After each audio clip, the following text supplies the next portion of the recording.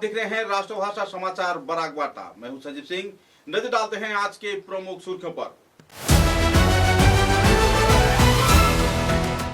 कई परियोजनाओं के उद्घाटन के सपनों को सामने रख प्रधानमंत्री नरेंद्र मोदी कर रहे हैं सिलचर का दौरा।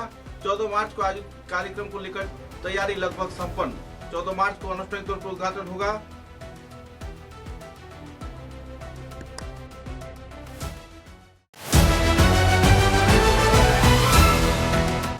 प्रधानमंत्री नरेंद्र मोदी के सिलचर सफर को लेकर ट्रैफिक विभाग ने अपनाया नया कदम। कई यातायात की गतिविधियों पर दिया गया विस्तारित जानकारी।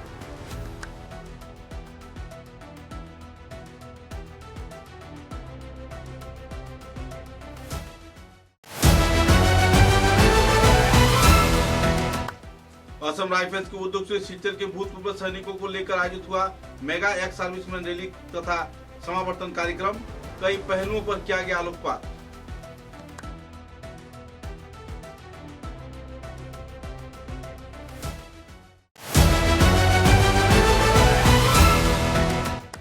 सिलचर के विधायक दीपायन चक्रवर्ती ने सिलचर के सिविल अस्पताल में 4.5 लाख लीटर के ओवरहेड जलधारा का अनुष्ठानिक तौर पर किया उद्घाटन। लाभान्वित हो पाएंगे इलाके के लोग।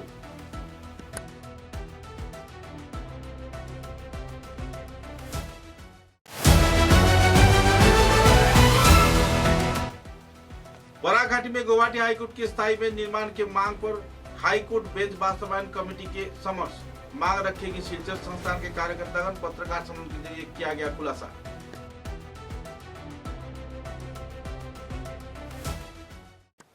नजर डालते हैं आज के विस्तारित समाचारों पर। आने वाले 14 मार्च को प्रधानमंत्री नरेंद्र मोदी के सिलचर सफर को लेकर तैयारी लगभग संपन्न हो गई है। कड़ी सुरक्षा व्यवस्था के बीच एक महाड़ा कार्यक्रम भी आयोजित किया गया, जिसमें हेलीकॉप्टर की लैंडिंग से लेकर जांच व्यवस्था, सुरक्षा व्यवस्था, यातायात व्यवस्था तथा आम जनता की बैठने की व्यवस्था, सुचारू संचालन की तरीका व कई पहलुओं पर कार्यकर्तागण आलोकपात कर रहे हैं। कछार जिले के प्रशासनिक कार्यकर्ता, जिला उपायुक्त, पुलिस सुपर तथा हर एक क्षेत्र के राजनीतिक नेता इस कार्यक्रम में भाग लेकर कार्यक्रम का जायजा ले रहे हैं और कार्यक्रम स्थल में पूरी तरह दिन रात एक कर अपनी सहयोगिता कर रहे हैं। सिलचर के विधायक दीपायन चक्रवर्ती, मंत्री कौशिक राय, उदारबन के विधायक मिहिर कांति सोम, धोलाई के विधायक निहार रंजन दास, सांसद परिमल शुक्ल वैद्य, सांसद कनाथपुर कायस्थ सहित मंत्री कृष्णेंदु पाल व विधायक विजय मलाकार के साथ साथ बराक घाटी के तीनों जिले के राजनीतिक नेतागण भी दिन रात एक कर क्षेत्र का मुआयना कर रहे हैं और हर एक परिस्थिति की जानकारी ले रहे हैं। सूत्र के अनुसार इस कार्यक्रम में बड़े पैमाने पर कई परियोजनाओं का आनुष्ठानिक तौर पर उद्घाटन किया जाएगा। पथारखंडी में किसी कॉलेज का उद्घाटन यहीं से किया जाएगा और तो लगभग 2400 करोड़ रुपए की लागत से पूरे सिलचर शहर में एलिवेटर, रोड के प्रचार कार्य तथा निर्माण कार्य का भी आनुष्ठानिक तौर पर उद्घाटन किया जाएगा। और तो इस शिलान्यास कार्यक्रम में कई क्षेत्र की कई परियोजना हाथों में लिया गया है। साथ ही आने वाले 14 मार्च को दोपहर 12 बजे सिकुना असम सचिवालय के आनुष्ठानिक तौर पर उद्घाटन भी किया जाएगा। बराक घाटी के सिलचर के क्षेत्र में इसका उद्घाटन कार्यक्रम आयोजित किया जाएगा। कछार जिले के सिकुना क्षेत्र में स्थित नए तौर पर निर्माण किए गए असम सचिवालय के उद्घाटन होने पर लोगों में खुशी की माहौल है। लोग काफी सपने देख रहे हैं। इस कार्यक्रम में बराक घाटी के जाने माने राजनेताओं के साथ साथ सांसद, विधायक मौजूद रहेंगे और तो मुख्य सचिव असम सरकार के डॉक्टर रोबी कोटा भी इस कार्यक्रम में मौजूद रहेंगे। बहरहाल तैयारी लगभग पूरी हो चुकी है और पूरे क्षेत्र में कड़ी सुरक्षा व्यवस्था, पुलिस प्रशासन, सेना के जवान, सीआरपीएफ के जवान भी तैनात किए गए हैं और तो लोगों की बैठने की जगह, मीडिया की सुचारू व्यवस्था तथा प्रचार प्रसार के लिए हर एक प्रकार की सहयोगिता प्रशासन की ओर से मुहैया कराया जा रहा है। हर एक सहयोगिता में भाजपा के कार्यकर्ता जुटे हुए हैं। विधायक दीपायन चक्रवर्ती क्षेत्र में कड़ी सुरक्षा व्यवस्था की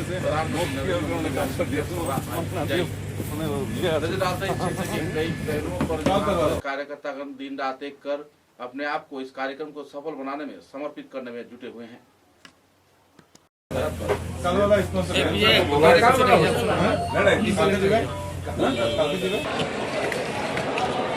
फोटो मांग रहे हैं सबका।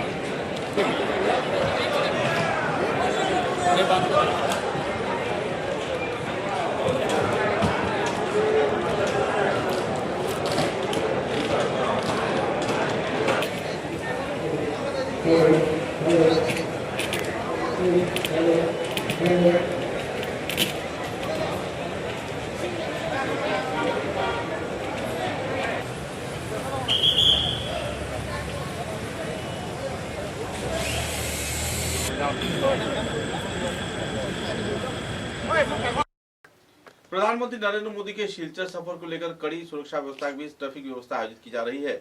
2 दिन के रोड मैप भी बनाया गया है और प्रधानमंत्री नरेंद्र मोदी के शिलचर सफर के दौरान ट्रैफिक विभाग अहम भूमिका निभा रही है। कई क्षेत्र में कई यातायात परिसेवा तथा ट्रैफिक रोड मैप के जरिए निर्देशिका भी जारी किया गया है। रजत कुमार पाल ने एक संदर्भ में एक पत्रकार सम्मेलन के जरिए प्रधानमंत्री आगमन कार्यसूची को केंद्र व सुचारू रूप से सफल बनाए जाने के उद्देश्य को सामने रख यान वाहनों की यातायात स्वाभाविक रखने के लिए कई गुरुत्वपूर्ण सिद्धांत लिए हैं और कई क्षेत्रों में कई रूट को बदला गया है। पत्रकारों के साथ बातचीत के दौरान उन्होंने कहा कि हर एक वाहन चालक को इस नई नीति निर्देशिका को मानना होगा और इसे अपनाकर अपनी यातायात परिसेवा को संपन्न करना होगा। यह ट्रैफिक व्यवस्था प्रमुख तौर पर प्रधानमंत्री के सफर के दिन तथा उससे पहले भी लागू होगा और लोग इसी के आधार पर यातायात करेंगे। प्रधानमंत्री के सफर के बाद यानी 15 मार्च को यह परिसेवा रद्द कर दिया जाएगा। कड़ी सुरक्षा व्यवस्था तथा सभा को सफल बनाए जाने के उद्देश्य को सामने रख ट्रैफिक विभाग यह अहम कदम उठाई है। पत्रकारों के साथ बातचीत के दौरान पुलिस प्रशासन के आधिकारिक तथा ट्रैफिक विभाग के कार्यकर्ताओं ने पत्रकार सम्मेलन के जरिए संदर्भ में विस्तारित खुलासा किए।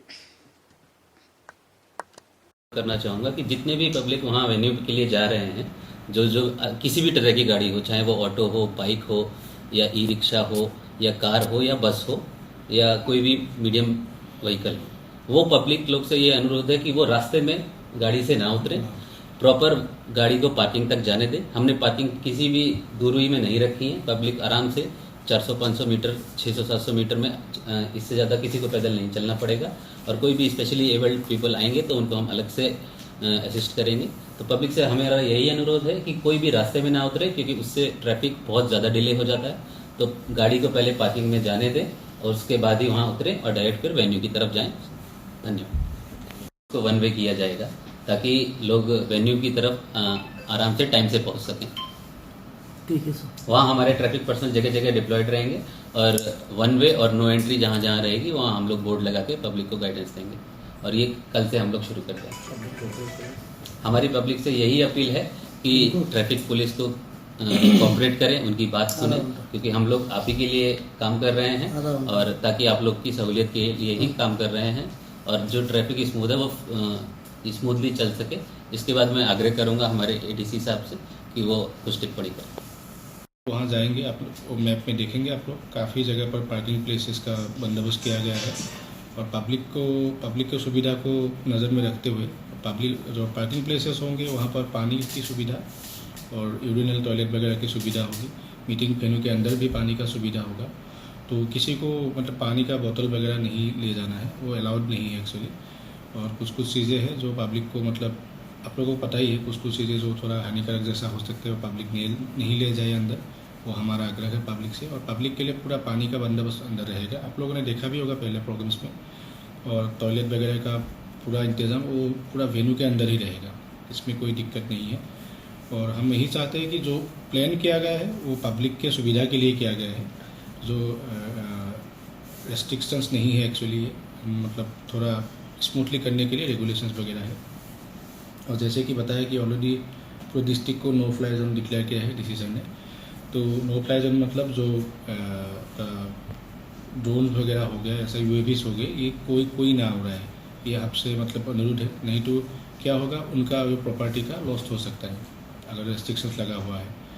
और बाकी हम लोग पब्लिक का पूरा ख्याल रखेंगे और पब्लिक से ये अनुरोध है हमारी तरफ से कि उस दिन जो हम लोग के पुलिस पर्सनल हो, मजिस्ट्रेट्स हो, बाकी डिपार्टमेंट्स के लोग हो, जो उस टाइम डिप्लॉय रहेंगे, उनका जो मतलब पब्लिक से जो आग्रह रहेगा, जो निर्देशना रहेगा, उसका पालन करें, ताकि ये पब्लिक के हक के लिए ही बनाया गया है, ताकि पूरा प्रोग्राम स्मूथली हो। एक बात में एलएमबी व्हीकल्स हैं वो आईएसबीटी पॉइंट की तरफ आ पाएँ और एलएमबी व्हीकल जो हैं वो बंगला घाट पॉइंट से वेन्यू की तरफ जाएंगी वाया चेंकुरी तीनियाली और उसके बाद वो पेचादर पास से होके सिलचर बाईपास निकल जाएंगी और फिर उसके बाद अपना वेन्यू पे पहुंच जाएंगी। और जो व्हीकल्स चेंकुरी पास से अपना व्हीकल्स पैसेंजर को उतार के जाना चाह रहे हैं तो वो अंडर पास होते हुए चेंकुरी तीनियाली होते हुए पेचादर से निकल के टाउन के बाहर निकल जाएंगे। और मंगल पांडे चौक की तरफ भी सेम चीज़ है, वहाँ पे भी जितनी भी व्हीकल्स आने वाली होंगी उनको अलाउ किया जाएगा और जो कटहल रोड से जितनी व्हीकल आदमी लोग को उतार के जाएंगी या तो वो पार्क होंगी, नहीं तो वो मंगल पांडे रोड की तरफ पॉइंट की तरफ निकल जाएंगी।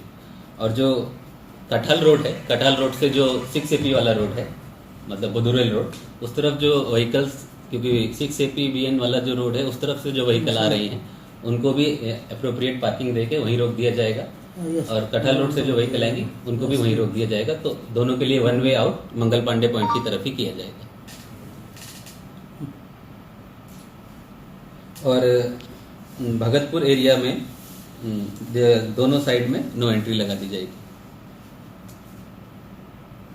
और हैलाकांडी करीमगंज साइड की व्हीकल जो आएंगी, जैसा कि मैंने बताया, वो डॉन बॉस्को की तरफ से LMV व्हीकल डाइवर्ट कर दी जाएगी।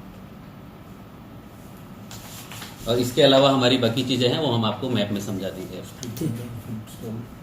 और साथ ही साथ कुछ और रेगुलेशन उस दिन हमने लगाए हैं, जैसे टाउन एरिया में उस दिन स्ट्रीट मार्केट्स पे रेस्ट्रिक्शंस रहेगा। कोई स्ट्रीट वेंडिंग मार्केट्स उस दिन, मतलब नो स्ट्रीट वेंडिंग जोन रहेंगी। और 13th और 14th को ये रेस्ट्रिक्शन स्टार्ट हो जाएंगे। इवन ये रेस्ट्रिक्शंस पूरे डिस्ट्रिक्ट में लगे रहेंगे, चाहे वो रूरल एरिया हो या अर्बन एरिया हो, चाहे वो ढोलाई एरिया हो, सोनाई एरिया हो, सिलचर एरिया हो, और कलाइन एरिया हो या उदारबंद एरिया हो। और जो हमारा मेन जो रोड है सिलचर से लेके ISBT होके, उसमें हम लेन डिवाइड करके, और मैक्सिमम रोड है जिसको हम सिंगल लेन की तरह ही चलाएंगे ताकि ट्रैफिक का स्मूथ फ्लो हो सके और कोई भी इमरजेंसी व्हीकल बीच में से पास कर सके। धन्यवाद। इंटरनेशनल बॉर्डर में अलग सा कोई जो बॉर्डर है हमारा, जो इंटरनेशनल बॉर्डर पे तो हमारा कोई ऐसा ट्रांसपोर्टेशन का तो कुछ नहीं है, लेकिन आपको सबको मालूम है पूरा एरिया उस समय no fly zone already declare किया गया है। और हम लोग, जैसे कि प्राइम मिनिस्टर जी का विजिट ही है, तो we all are alert for the security reason. नमस्कार, जैसा कि आप सभी को पता है कि 14 तारीख मार्च में हमारे देश के माननीय प्रधानमंत्री नरेंद्र मोदी जी सिलचर में आने वाले हैं और कई प्रोग्रामों का शिलान्यास करेंगे। तो उसके चलते ट्रैफिक के लिए कुछ रेगुलेशन और रेस्ट्रिक्शंस हमने बनाए हैं, जिसके हम अभी प्रेस ब्रीफिंग करेंगे और बताएंगे पब्लिक को, कि ताकि पब्लिक को उस दिन सहूलियत हो सके आने और जाने में। और हमारी पूरी कोशिश रहेगी किसी को भी कोई प्रकार की असुविधा ना हो। तो सबसे पहले मैं एक पब्लिक से ये अनुरोध करना चाहूँगा कि जो लोग उस दिन अपनी कोई रेलवे स्टेशन जाना है, कोई ट्रेन पकड़नी है, कोई जर्नी करनी है या एयरपोर्ट जाना है, तो वो अपने उस प्रोग्राम को थोड़ा एडवांस शेड्यूल करें और अपने घर से थोड़ा जल्दी निकलें, क्योंकि लगभग 6 बजे के बाद सुबह में ट्रैफिक थोड़ा लोड बढ़ने लगेगा। तो अपना आप लोग प्रोग्राम उस तरीके से शेड्यूल करें और हमारी जो भी सहायता होगी हम फिर भी पुलिस की तरफ से उन लोग को असिस्ट कर सकें। सबसे पहले मैं कुछ रेस्ट्रिक्शंस जो हमने लगाए हैं उसके बारे में चर्चा करूंगा। जो हमारा सिलचर बाईपास रोड है, तो उसमें ISBT पॉइंट से लेके मंगल पांडे चौक तक, इस रूट में इसके बीच में ही, क्योंकि मीटिंग वेन्यू है, तो दोनों तरफ से केवल वही व्हीकल आएंगे जो वेन्यू के लिए आ रहे हैं, जिसमें पब्लिक वेन्यू के लिए आने वाली है। तो इस रूट में केवल वही व्हीकल को एंट्री मिलेगी और कोई व्हीकल उसमें एंट्री नहीं मिल सकेगी। दूसरी चीज़ है, बाकी जितनी भी व्हीकल दूसरी जगह आ रही हैं उनको उन्हीं 2 पॉइंट से डाइवर्ट कर दिया जाएगा। और कोई भी व्हीकल सिलचर बाईपास के सामने से नहीं जाएगी जहाँ पे मीटिंग वेन्यू है। तो जो व्हीकल उस रोड पे आएंगी उनको वहीं पार्किंग में पार्क कर दिया जाएगा। और कटहल पॉइंट से जो भी व्हीकल आएंगी वो 1 वे होगा। कटहल पॉइंट टुवर्ड्स कटहल रोड की तरफ वो 1 वे डिक्लेयर कर दिया जाएगा और उसको वापस नहीं जा सकेंगे। और जो एक दूसरा पॉइंट है चिंकुरी पॉइंट, उस तरफ से जो NHPP साइड से भी जो व्हीकल आएंगी वो भी एक 1 वे डिक्लेयर कर दिया जाएगा। तो केवल वेन्यू की तरफ ही व्हीकल आ सकेंगे। और टाउन एरिया की तरफ से कोई भी HMV व्हीकल अलाउड नहीं करी जाएगी एक्सेप्ट द एसेंशियल व्हीकल्स, जैसे कोई एम्बुलेंस हो गई या कोई भी इमरजेंसी व्हीकल्स। इसके अलावा कुछ कुछ रेगुलेशंस हैं, जैसे 2 व्हीलर्स और 3 व्हीलर्स के लिए जो अटल बस्ती वाला रोड है उसको 1 वे किया जाएगा, मतलब टाउन एरिया से बाईपास की तरफ वो 1 वे होगा। और no entry for vehicles from Kathal roads towards NHPP point via Hatirpat, मतलब हातिरपत होके आप नहीं जा सकते क्योंकि वो फिर चिंकुरी पॉइंट पे हमारा ब्लॉक कर देगा ट्रैफिक। असम राइफल्स के जवानों के उद्योग से सिलचर के भूतपूर्व सैनिकों को संबर्धना प्रदान कर विशाल समावेश कार्यक्रम आयोजित किया गया। प्रवीण सेनाओं को सम्मानित किए जाने के साथ साथ कई कार्यक्रम भी आयोजित किए गए। भूतपूर्व सैनिकों को निस्वार्थ तौर पर देश की सेवा व आत्मत्याग के प्रति श्रद्धा ज्ञापन करने के उद्देश्य से यह कार्यक्रम आयोजित किया गया। असम राइफल्स सिलचर के भूतपूर्व अवसर प्राप्त सैनिक तथा दूसरे कार्यकर्ताओं को लेकर मेगा एक्स सर्विसमैन रैली भी इस दिन आयोजित किया गया। इस कार्यक्रम में भूतपूर्व सैनिक तथा उनके परिवार के हर एक सदस्य मौजूद थे। इस कार्यक्रम में आनुष्ठानिक तौर पे अवसर प्राप्त सेना जवानों ने भाग लिया और कार्यक्रम को चाचा लगाया। इस समावेश का उद्घाटन किया स्पीआर कॉर्प्स के general officer commanding GOC lieutenant general Abhijit S Pendharkar ने। यूआईएसएम, एवीएसएम, वाईएसएम समवेत जनता के उद्देश्य से भाषण के दौरान जीओसी ने कहा कि देश के गठन व उन्नयन के क्षेत्र में भूतपूर्व सैनिकों की अविचल निष्ठा व उनकी आत्मबलिदान का अहम गाथा शामिल है और उनको श्रद्धा के साथ स्मरण किया जा रहा है। आत्मत्याग के साथ साथ उनके प्रति अपना आभार भी व्यक्त किए और भूतपूर्व सैनिक समुदाय के कल्याण तथा उनकी स्वास्थ्य, शिक्षा, परेशानियां व दूसरे गतिविधियों को तथा समस्याओं को उजागर किए जाने के साथ साथ समाधान किए जाने की भी आलोकपात किया गया। इस दिन स्वास्थ्य शिविर भी आयोजित किया गया। अमर जवानों के पत्नियों को सम्मानित किया गया और तो और जो जवान अपने देश के लिए शहीद हो चुके हैं उनके परिवार सदस्यों को भी सम्मानित किया गया। गौरतलब है कि जिन महिलाओं ने अपने पति को देश के सेवा में जीवन न्यौछावर करते हुए आगे भेजे थे उनको भी सम्मानित किया गया। कुल मिलाकर एक आनंदपूर्ण माहौल में कार्यक्रम संपन्न हुआ और तो और ऐसे कार्यक्रम आयोजित किए जाने पर असम राइफल्स के जवान तथा सेना के जवानों के बीच एक अहम माहौल इस दिन देखने को मिला।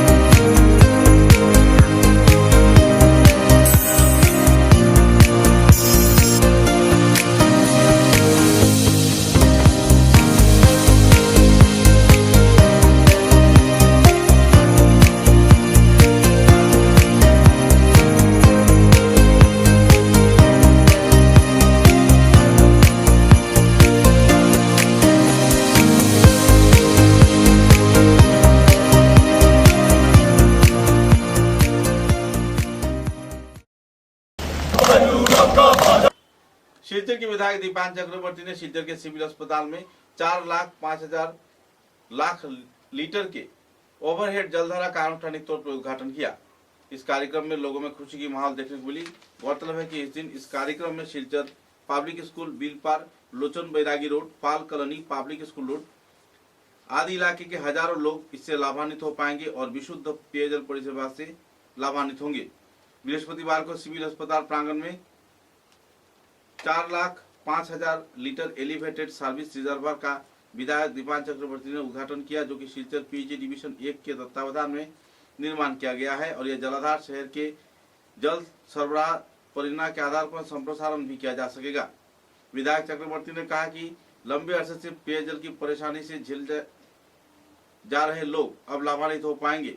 लेकिन पाइप न रहने की वजह से पिछले दिनों टैंक था लेकिन पाइप नहीं था और इसके लिए लोग परेशानी झेल रहे थे। इस दिन के कार्यक्रम में उन्होंने मंत्री रंजीत कुमार दास, मुख्यमंत्री डॉक्टर हिमंत बिश्व शर्मा को भी आभार व्यक्त किया। साथ ही प्रकल्प में 34.13 लाख आर्थिक अनुदान खर्च होने पर उन्होंने खुशी व्यक्त किया। साथ ही उन्होंने कहा कि इस कार्यक्रम को लेकर लोगों में खुशी की माहौल है, लोग लाभान्वित हो पाएंगे। और तो और इस कार्यक्रम में इंजीनियर प्रदीप दे, अशोक चौधरी, सुमीर सिंह, रणबीर मजुमदार, हीरक चौधरी व दूसरे कई वरिष्ठ कार्यकर्तागण मौजूद थे। गौरतलब है कि लंबे अरसे के इंतजार के बाद अस्पताल रोड क्षेत्र में बड़े पैमाने पर जल परिसेवा लागू होने पर आवासीय क्षेत्र के कई इलाकों के लोगों के चेहरे पर खुशी की झलक देखने को मिली है।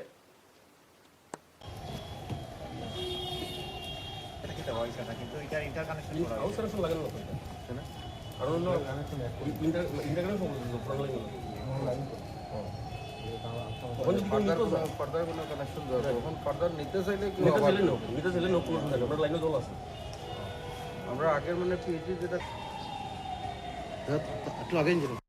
অত্যন্ত আনন্দের দিন, যেদিনে আমাদের বিশেষ করে পাবলিক স্কুল রুট ও বিলপার অঞ্চলের যে লোচন বিরাগী রুট, পাল কলোনি, এইসব অঞ্চলের মানুষের যে পানীয় জলের সমস্যা ছিল, পানীয় জলের বস্তুতপক্ষে সমস্যা না, পানীয় জল যাচ্ছিল কিন্তু সাফিসিয়েন্ট কোয়ান্টিটি পানীয় জল ওনারা পাচ্ছিলেন না অনেক বছর থেকে। তার লক্ষ্যে আজকে আমাদের এই সিভিল হসপিটালে যে ওভারহেড ট্যাঙ্কটা বানানো হয়েছিল, এই ওভারহেড ট্যাঙ্ক কোভিডের সিচুয়েশনের পর আমরা লক্ষ্য করি যে সেই ট্যাঙ্কের কাজ বন্ধ হয়ে যায়। তারপর আমরা জানতে পারি যে যিনি কন্ট্রাক্টর ছিলেন, এই কন্ট্রাক্টর উনি সুইসাইড করে নিয়েছেন। তারপর দীর্ঘ বছর এটার সমাধান হয়নি। আমি বিধানসভায় এই নিয়ে প্রশ্ন উত্থাপন করি, সরকারের দৃষ্টি আকর্ষণ করার পর তদানীন্তন পিএইচই মিনিস্টার রঞ্জিত দাস মহাশয় আমাদের সহযোগিতা করেছেন। আর উনি রিভাইজ যেটা এস্টিমেট হয়েছে, সেই রিভাইজ এস্টিমেটের প্রায় 25 লক্ষ টাকা উনি স্যাংশন করে দেন। তার পরবর্তীকালে আবার কাজ শুরু হয়। আর এই কাজ শুরু হওয়ার পর, কাজ শেষ হওয়ার পর আজকে আমাদের অত্যন্ত সৌভাগ্য যে আমরা এই অঞ্চলে এই যে ওভারহেড ট্যাঙ্কটা রয়েছে, এই ওভারহেড ট্যাঙ্ক থেকে আমরা এক্সট্রা একটা জল সাপ্লাই করতে সক্ষম হচ্ছে।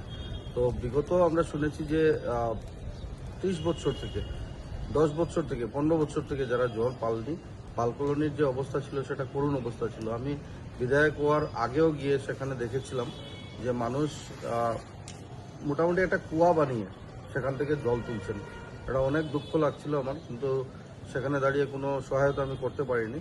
কিন্তু আজকে অত্যন্ত আনন্দিত যে মাননীয় মুখ্যমন্ত্রী ডক্টর হিমন্ত বিশ্ব শর্মার নেতৃত্বে আমরা আজকে অন্তত পক্ষে এত অঞ্চলের মানুষকে আমরা এটা সমাধান দিতে সক্ষম হয়েছি। সাফিসিয়েন্ট জল পাবেন। এইভাবে প্রত্যেক শহরের প্রত্যেক জায়গা, বিধানসভা সমষ্টির গ্রামাঞ্চলের প্রত্যেক জায়গাতে পানীয় জল দেওয়ার জন্য সরকার বদ্ধপরিকর। আমরা এইগুলো কাজ করে যাচ্ছি। কমপ্লিট এটা আমি বললাম যে কোভিড সিচুয়েশনে সেটা বন্ধ হয়ে গেছিল কাজ। 2022-এর পর আমরা জানতে পারি যে কন্ট্রাক্টর উনি সুইসাইড করে নিয়েছেন। তারপর আমি চেষ্টা করেছিলাম, বিধানসভায় প্রশ্ন উত্থাপন করেছি। 2024-এর সম্ভবত শেষার্ধে আমরা স্যাংশনটা পেয়েছিলাম। আর এই স্যাংশন পেয়ে কাজ শুরু হয়েছিল। কাজ শুরু হওয়ার পর আজকে আমরা এটাকে ফাইনালি, অনেকদিন থেকে সেটাকে টেস্ট করা হচ্ছে, জল দিয়ে জল ছেড়ে টেস্ট করা হচ্ছে। আজকে ফাইনালি আমরা সেটা জল মানে কমিশনিং করতে সক্ষম হয়েছে। যে কোভিড সিচুয়েশনের পর আমরা জানতে পারি যে কন্ট্রাক্টর সুইসাইড করেন। এই জায়গায় দাঁড়িয়ে আমি বিধায়ক হিসাবে সরকারের দৃষ্টি আকর্ষণ করার জন্য বিধানসভায় প্রশ্ন উত্থাপন করেছিলাম। রঞ্জিত দাস মহাশয় এটাকে গুরুত্ব দিয়ে টাকা স্যাংশন করে দিয়েছিলেন। কিন্তু এই ওভারহেড ট্যাঙ্কের কাজ হয়েছিল, কিন্তু এই ওভারহেড ট্যাঙ্ক থেকে যে পাইপলাইন, যেটা এই পাইপলাইনের কোনো ব্যবস্থা ছিল না, এটার জন্য টাকা কোনো বরাদ্দ হয়নি। 15 ফাইন্যান্সের টাকার থেকে টাইট ফান্ডের টাকার থেকে আমরা শিলচর মিউনিসিপ্যাল বোর্ড থেকে আমি সেই টাকাটা স্যাংশন করে দিয়েছিলাম, যার জন্য পরবর্তীকালে সেটা পাইপলাইন দেওয়া হয়েছে। আর পাইপলাইন দেওয়া হওয়ার সুবাদে আজকে এই বিলপার অঞ্চল, যেটা লোচন বৈরাগী রোড বলি, পাল কলোনি বলি বা পাবলিক স্কুল রোড বলি, এই অঞ্চলের মানুষের জল পাওয়ার সুবিধা হয়েছে।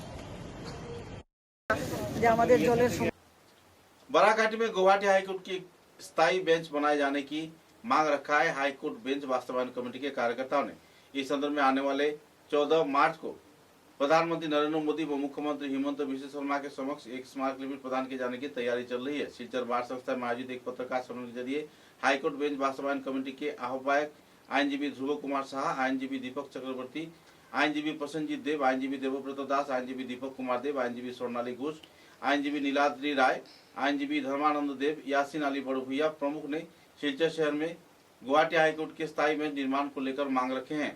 उनका कहना था कि 1980 साल से बराक घाटी में आईनजीबी के सर्वसाधारण आम जनता जी रहे हैं, लेकिन इस क्षेत्र में गुवाहाटी हाईकोर्ट के स्थायी बेंच स्थापन की मांग किया जा रहा है।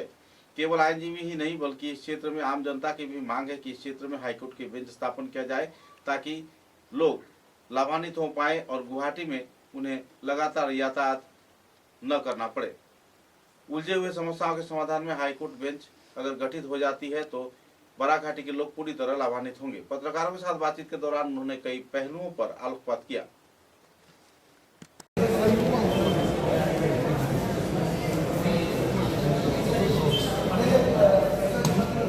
বনদাবি এই বরাকভেলি রাস্তাঘাট এবং এখান থেকে সাংবাদিক বন্ধুগণ, আজকের আমাদের এই সাংবাদিক সম্মেলনের মুখ্য উদ্দেশ্য হচ্ছে গুয়াহাটি হাইকোর্টের একটি স্থায়ী বেঞ্চ এই বরাকভেলিতে স্থাপন, এবং সেটা আমাদের এই অঞ্চলের গণদাবি।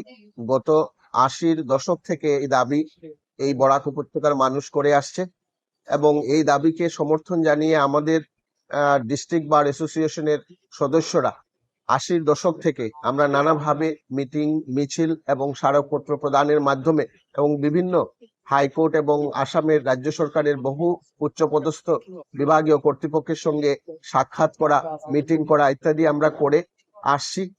ইদানিংকালে আপনারা অবগত আছেন যে রাজ্য সরকারও দুইবার মানে এই ওদের ম্যানিফেস্টোতে সেটা এনেছেন যে পার্মানেন্ট বেঞ্চ যাতে আমাদের বরাকভেলিতে স্থাপিত হয়, এবং রাজ্য সরকার পুরোদমে এটার জন্য সবকিছু করতে রাজি আছেন। কিন্তু তারপরও আমরা শুনতে পাচ্ছি যে যেহেতু আধুনিক প্রযুক্তি দোহাই দিয়ে সেই বিষয়টাকে ধামাচাপা দেওয়ার একটা চেষ্টা চলছে, তাই আমরা আজকের এই মিটিং এর উদ্দেশ্য হচ্ছে যে আমরা আগামীকালকে যেহেতু আমাদের মাননীয় প্রধানমন্ত্রী আসছেন, তার সামনে আপনাদের মাধ্যমে সেই স্পর্শকাতর বিষয়টি যদি আপনারা একটু উত্থাপন করেন এবং তোলেন, এবং মাননীয় মুখ্যমন্ত্রীও সেখানে থাকবেন, এবং আমাদের এই দাবি যদি আদায় না হয় অবিলম্বে, তাহলে আমরা আগামীতে বৃহত্তর আন্দোলন গড়ে তোলার দিকে আমরা সংকল্পবদ্ধ। এই বলে আমার বক্তব্য শেষ করছি। ধন্যবাদ। ইয়াসিন আলী মহাশয়। समाचारों में लेते एक छोटा सा विराम। চা এর জগতে এক অনবদ্য নাম রোজকান্দি চা। স্বাদে গন্ধে ভরপুর তরতাজা রোজকান্দি চা গ্রাহকদের জন্য নিয়ে এলো 1 কিলোগ্রাম, 500 গ্রাম, 200 গ্রাম, 100 গ্রাম, 50 গ্রাম, 25 গ্রামের রোজকান্দি চায়ের মন মাতানো প্যাকেট। এছাড়াও গ্রাহকদের জন্য রয়েছে রোজকান্দি ইয়েলো টি, রোজকান্দি অর্থোডক্স টি, রোজকান্দি হোয়াইট টি, রোজকান্দি গ্রিন টি। গ্রাহকদের চাহিদার প্রতি দৃষ্টি রেখে রোজকান্দি চা কম থেকে কম খরচে সকল স্তরের নাগরিকদের জন্য বাজারজাত করা হয়েছে বিভিন্ন সাইজের প্যাকেটে। Authorise dealer Rajesh trading, Premtala, Silchar. তাই তাজা চনমনে তরতাজা চায়ের স্বাদ নিতে হলে আজই কিনুন তরতাজা স্বাদে গন্ধে ভরপুর রোজকান্দি চা, তৃপ্তির আরেক নাম। समाचारों के अगले चरण में आने वाले 17 मार्च से सिलचर के जिला क्रीड़ा संस्थान के मैदान में बराक उपत्यका क्रीड़ा पत्रकार संस्था के उद्योग से आयोजित होने जा रहा है मीडिया क्रिकेट फेस्ट 2026। इस साल पूरे बराक घाटी में इस क्रीड़ा महोत्सव को लेकर लोगों में खुशी की माहौल है। गौरतलब है कि इस कार्यक्रम में कई दल भाग ले रहे हैं, जिनमें से Barak Bulletin Media Challengers, Rubika Khabar Heroes, Navavarta Media Warriors, Don Bosco Press Fighters, Paramount News Rockers दल शामिल है। स्टेट बैंक ऑफ इंडिया के आर्थिक सहयोगिता के आधार पर इस मीडिया क्रिकेट फेस्ट को केंद्रित कर एक पत्रकार सम्मेलन के जरिए विस्तारित जानकारी दिया गया। बराक उपत्यका क्रीड़ा पत्रकार संस्था बाक्स के केंद्रीय कमेटी के संपादक Vishwanath Hajam, Abhijit Bhattacharya, State Bank of India के मैनेजर विधायक भट्टाचार्य, विशिष्ट क्रीड़ाविद चंदन शर्मा, अनिर्बान ज्योति गुप्त, भूतपूर्व सभापति रितेन भट्टाचार्य, कछार जिला संपादक किंकर दास, कछार जिला सभापति देवाशीष सोम व दूसरे सदस्यों की मौजूदगी में इस दिन विस्तारित तौर पर आलोकपात किया गया। सूत्र के अनुसार 17 मार्च को पहला मैच आयोजित होगा। तत्पश्चात बराक बुलेटिन व डॉन बॉस्को के बीच मैच आयोजित होगा। दूसरा मैच प्रेस फाइटर्स व रूबिका के बीच होगा। कुल मिलाकर इस प्रतियोगिता को लेकर खिलाड़ियों में काफी उत्साह का माहौल है। दूसरे दिन के मैच में पहला खेला Rubika Khabar Heroes versus Don Bosco Press Fighters के बीच होगा। दूसरा खेला Navavarta Media Warriors versus Paramount News Rockers के बीच होगा। 20 मार्च सेमीफाइनल होगा और 21 मार्च को मेगा फाइनल होगा। एक पत्रकार सम्मेलन के जरिए संगठन कार्यकर्ताओं ने संदर्भ में विस्तारित खुलासा किया। पिछले कई वर्षों से लगातार बराक घाटी में पत्रकारों के बीच मीडिया क्रिकेट फेस्ट यानी क्रीड़ा महोत्सव आयोजित किए जाने पर लोगों में खुशी की माहौल छाई हुई है। तैयारी जोरों पर है और बाक्स के हर एक प्रकार के कार्यकर्ता दिन रात एक कर इस प्रतियोगिता को सफल बनाने में जुटे हुए हैं। पत्रकारों के साथ बातचीत के दौरान संगठन के वरिष्ठ कार्यकर्ता अभिजीत भट्टाचार्य तथा केंद्रीय कमेटी के सचिव विश्वनाथ हजाम ने विस्तारित तथ्य पत्रकारों के समक्ष उजागर किए।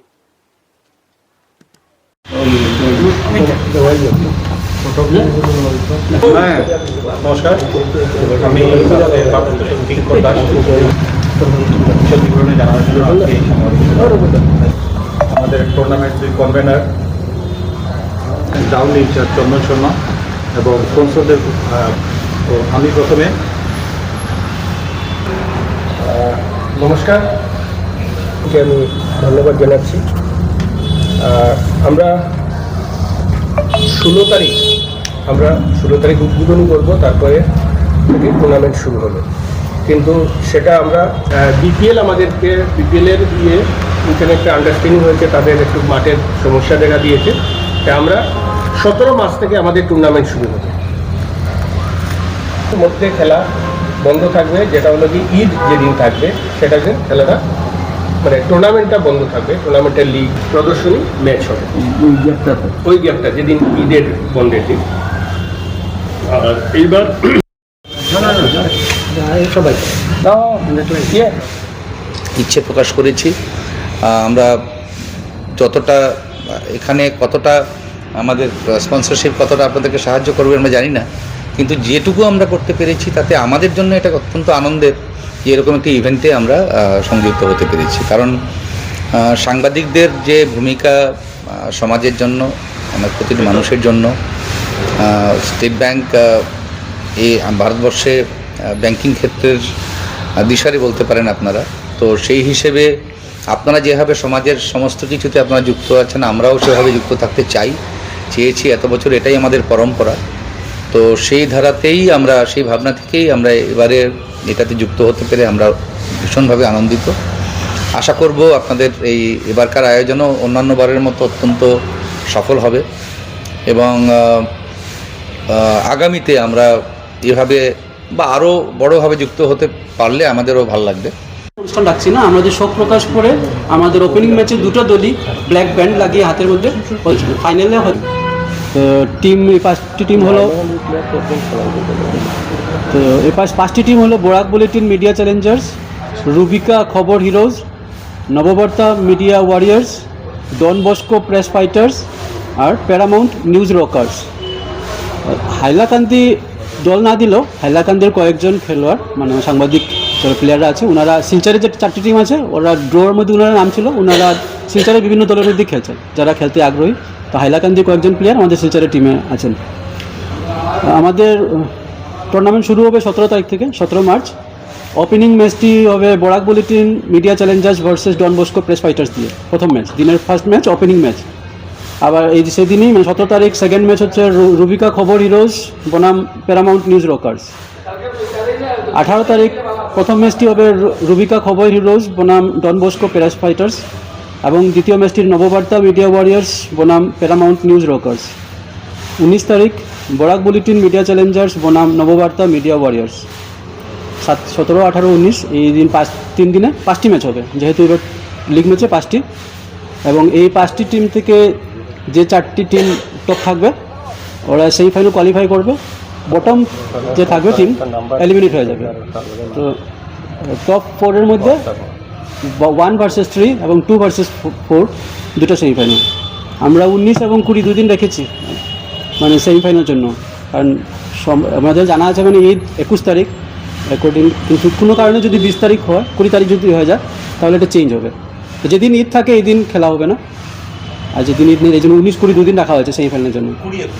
হ্যাঁ সরি 20-21 আর 22 तारीख फाइनल। এবং বৃষ্টির কারণে যদি কোনো কারণে श्रीभूमि जिले के लमाजुआर मिर्जापुर इलाके में एक सड़क हादसे में एक व्यक्ति बुरी तरह घायल हो गया। 6 नंबर राष्ट्रीय राजमार्ग पर TR01 AS 1762 नंबर के एक डंपर पीछे से ML11 8164 नंबर के एक डंपर गाड़ी को धक्का मारे जाने पर चालक राजू बड़बुइया पूरी तरह वाहन के आसन पर ही फंस गए।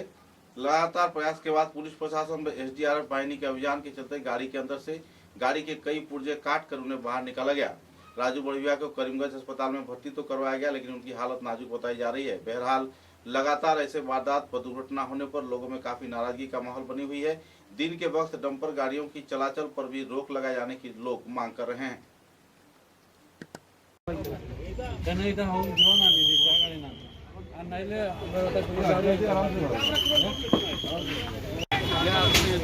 মানসিকের ফটোটা নাই তো তোমার কাছে?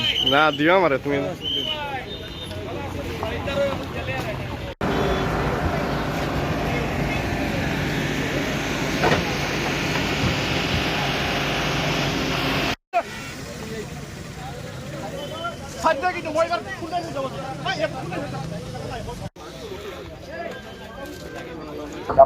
ডাম্পার এখানে দাঁড়াই লাগছে, এখানে পিছ থেকে মারছে, মারিয়া সামনে এখন পুরো চেপটা করে দিচ্ছে। এখানে ড্রাইভার জখম হয়েছে, পাওয়া জখম হয়েছে, ড্রাইভারটা বাইরে করা হয়েছে ইয়ে খাটিয়া কাটিয়ে বাইরে করা হয়েছে ড্রাইভারটা। ও জাম তো পুরা বাঙ্গার ফুলোর এখান থেকে পুরো একদম এখানে আমি আটি হয়েছি পুরা জাম, আর এদিকে তো আরো বেশি জাম।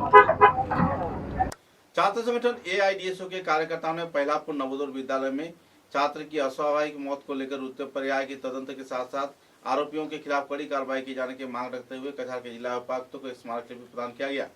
कछार जिले के लखीपुर विधानसभा केंद्र के अधीन पहलापुर जवाहर नवोदय विद्यालय के 9वीं कक्षा के छात्र अरिंदम दास की संदिग्ध हालात में मौत होने पर लोगों में तनाव का माहौल छाई हुई है। छात्र छात्राओं में नाराजगी का दौर है और परिवार सदस्यों में मातम का माहौल मंडरा रहा है।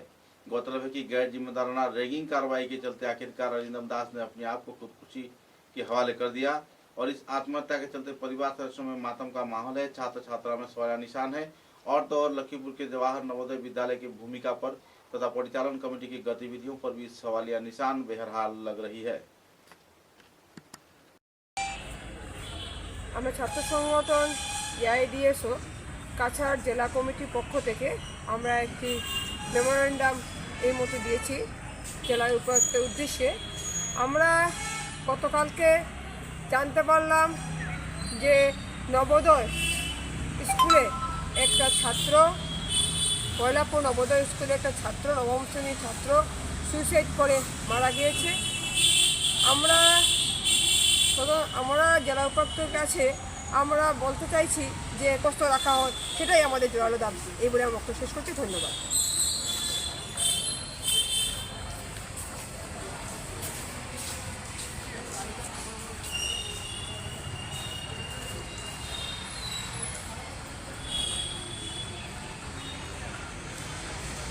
समाचारों के अंत में बराक वार्ता की सुर्खियां एक बार फिर। कई परियोजनाओं के उद्घाटन के सपनों को सामने रख प्रधानमंत्री नरेंद्र मोदी कर रहे हैं सिलचर का दौरा। 14 मार्च को आयोजित कार्यक्रम को लेकर तैयारी लगभग संपन्न। 14 मार्च को अनुष्ठानिक तौर पर उद्घाटन होगा।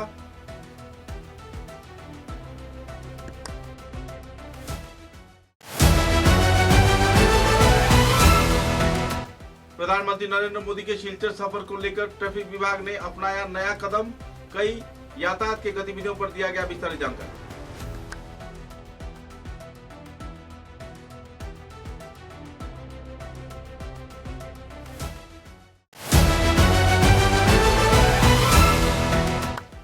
असम राइफल्स के उद्योग से सिलचर के भूतपूर्व सैनिकों को लेकर आयोजित हुआ मेगा एक्स सर्विसमैन रैली तथा समावर्तन कार्यक्रम।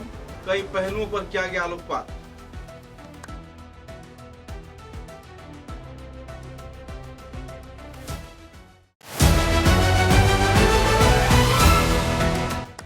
सिलचर के विधायक दीपायन चक्रवर्ती ने सिलचर के सिविल अस्पताल में 4.5 लाख लीटर के ओवरहेड जलधारा का अनुष्ठानिक तौर पर किया उद्घाटन। लाभान्वित हो पाएंगे इलाके के लोग।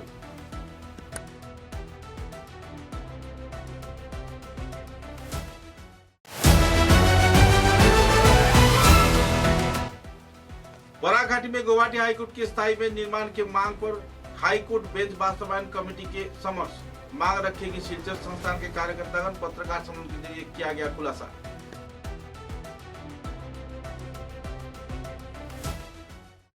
अब तक की बराक वार्ता में बस इतना ही। नमस्कार।